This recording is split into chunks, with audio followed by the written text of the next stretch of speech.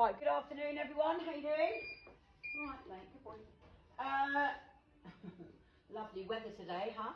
Right, so this is Atticus, okay, the little Caspian, the wild Caspian. I said choose purebred from Iran. Now, earlier I did a live stream, okay, but the signal's terrible. And I've had a lot of work to do today. Now, I did a live stream. If I had someone to film me today, then I would have done a video, but unfortunately I'm on my own, so I didn't, and it's awkward trying to do it. That's why I put it there like that. So it's all right if I've got someone to film me, but if I haven't, then obviously you don't really see what I'm doing. So I did a live stream earlier on me catching this little man. He's not had any training, apart from me putting a head collar on him. I've deliberately left the head collar on him for a couple of weeks out in the field, because he's been in the barn for months with the other Caspian, Romeo, but he's gone back off to Karen now. I pulled him out of the barn because he was up there with Toby, who's my little unicorn in there, and obviously the stallion with his fracture. But I pulled the stallion out of the barn because, you know, the calf was being compromised because of the rains coming up under the chalk floors. So they've all come back down to the main yard, and I need to train him anyway. So I did a live stream earlier of me going out in the field. The reason I've left the head collar on in the field, the reason I've left it to where I've placed it on his head and why. Okay, and the reason I've left it on him is so that he feels the pressure on the back of the pole. Okay, because you need to teach the horses to move away from pressure, because naturally they'll pull into it. Okay, so you pull, they pull. You have to teach them, train them. So, and this is why I don't get any problems when I first teach them to tie up. So I went out in the field, okay, I put the stallion and I put Toby in here, because I've been doing their feet. I went out, I caught the Caspian, okay, and I did it all on film so that you could see, you know, the reason I bring horses in. This is an old dairy, my forge. You've got low plinths there, you've got dark, you know, passageways. These are narrow passageways. This is all training, because I guarantee you, even the most trained horses would not walk through that door. You know, there's lots of different ways that they see light, and their peripheral vision backwards is better than forwards, because the eyes are on the side of their head. We're predators, which is why our eyes are here. Okay, so, and you know, a lot of horses panic because you're taking them from light and you're going into dark. And from a prey animal point of view, that's an absolute no-no, because then you're trapped. So I filmed everything.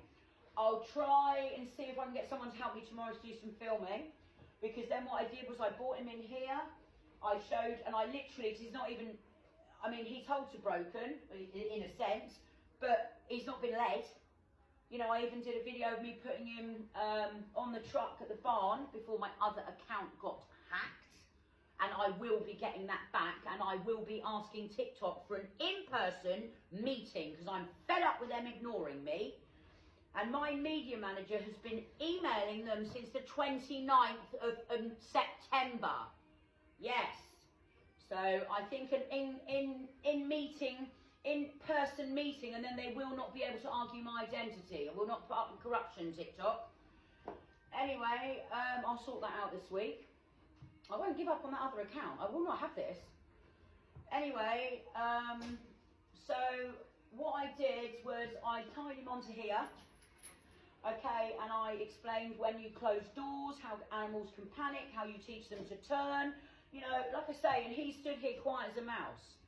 Okay, so all these other people going, people don't know what they're talking about. But this is why I'm trying to get as much knowledge out to people, because it helps the horses. That's all I'm interested in. Okay, so what I did, rather than leaving him tied on here, because the mats in here are quite slippery, I put the mats over the concrete so that the horses that are wearing shoes do not wear the concrete. But the only problem is that when this gets wet on the mats, obviously it's quite slippery. You know, he stood quiet as a mouse. Like I said, I filmed everything. It's a shame that the lives aren't saved so that people could watch them over again. That's why I'm trying to do a video to explain. So what I did, I was going to put him back out in the field, because I'd finished with the training, and it's very important you do it in short bursts. Why? Because if you overload an animal or a person's brain, you're wasting your time. Not only are you going to tire them out, but you're going to forget the information, little, often. I've just done Toby's feet, and what I did was I let Romeo watch, and again, that is not by coincidence. Everything I do has a thought process, everything, and it's all training. So by him watching, see, he's just yawned then, that's because he's released the tension in the pole. Okay, this is a good thing. I let him watch, because actually when I come to trim his feet, he'll be like, oh yeah, I see her doing that to Toby, oh yeah, and he'll be like that.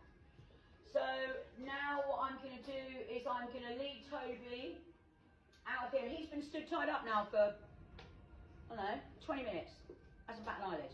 Why? Because I taught him that there and that pressure like that really quickly. Okay, so it's, you know, if animals aren't doing what you want them to, it's your fault. Your fault. Because you haven't trained them right. You haven't given them clear instructions. I don't care what anyone says. It's not the animal's fault, it's the people. This is why I'm trying to explain to everyone. Anyway, I will be uploading videos every day now on lots of different training. Take care, lots of love, bye.